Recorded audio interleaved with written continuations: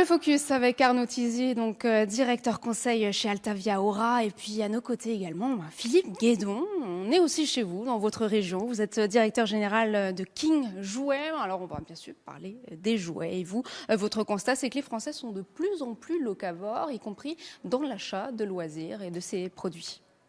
Effectivement, le Made in France, le local a un attrait important chez nos consommateurs. Et c'est pas que dans l'alimentaire. C'est vrai qu'initialement, c'est beaucoup dans l'alimentaire et on se rend compte que ça dépasse l'alimentaire pour aller dans le non-alimentaire et notamment ce domaine fantastique qu'est le jouet. Dans le jouet, on le sait. Vous êtes entouré aujourd'hui. Je suis bien entouré. Bien entouré, c'est pas la même chose. Il y a quand même un driver principal que sont les grandes marques, les licences. Regardez là, Lego et Star Wars pour ne pas les citer, qui dominent encore le marché. Et on est vraiment effectivement sur une production qui reste quand même massivement étrangère. Il y a quand même plus d'un jouet sur deux qui sont vendus en France, qui proviennent d'Asie. Et puis le jouet français aussi qui poursuit sa progression. Et c'est la bonne nouvelle, effectivement, le jouet français prend des parts de marché. Aujourd'hui, on est sur des parts de marché qui sont environ de 15%. De jouets conçus et produits en France. Et on est effectivement sur une progression de 1 à 2 points par an depuis 3 ou 4 ans. Et c'était renforcé depuis la crise sanitaire. Et puis c'est vrai que dans ce contexte inflationniste, on constate aussi une élasticité au niveau des prix.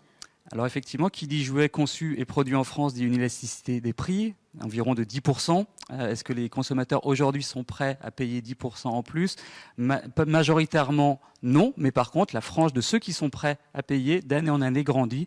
Aujourd'hui on est quasiment à 15% des consommateurs qui nous disent oui, je suis prêt à payer plus pour avoir un jouet s'il est conçu et fabriqué en France. Et justement, donc la nouvelle ambition de ces retailers, c'est la relocalisation de ces sites de production. Forcément, ça passe par la production. La production, on a des marques emblématiques françaises comme Smoby, par exemple, qui a relocalisé sa production dans le Jura.